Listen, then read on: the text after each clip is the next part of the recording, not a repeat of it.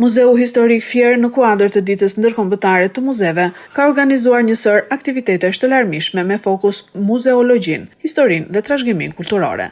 Sipas drejtuesit të këtij institucioni, Ilirian Gjika, kjo ditë u parapri nga një aktivitet i përbashkët me Qendrën Muzeore Berat.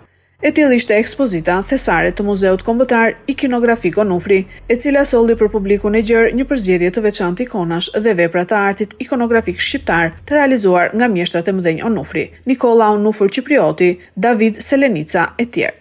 Ditën e sotme kishim një temë të veçantë brenda kuadrit të ditës ndërkombëtare të muzeve, siç është roli i muzeut në mësimdhënien e historisë në shkollë, ku mësues me përvojë të lëndës së historisë, arkeolog, specialist të fushës, studiues, folën për rëndësinë e pavioneve të Muzeut Historik Fier në zhvillimin e lëndës së historisë në shkollë, në projektet kurikulare që nxënësit zhvillojnë në tematika, në çështje, në tema të veçanta të historisë së Shqipërisë dhe të etnografisë dhe trashëgimisë kulturore. Ndër 3 pavionet e Muzeut Historik Fier, më i vizituari është pavioni i arkeologjisë. Sipas arkeologut Bashkim Vreka, i pasuria e tij dëshmon lashtësinë dhe vazhdimësinë e jetës në qarkun e Fierit si më i pasuri në Shqipëri.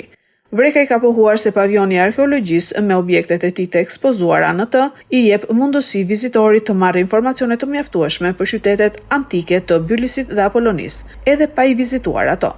Veçanësia qëndron në faktin se ky është një nga pavionet më të pasura me objekte arkeologjike, të cilat mbulojnë një periudhë kohore nga Mezoliti, pra i bjerë 40.000 vjet para, pastaj kemi periudhën e Neolitit dhe kalojmë me radhë në periudhat e tjera, domethënë në periudha arkaike, quajmë ne, klasike, qytetare deri tek periudha romake.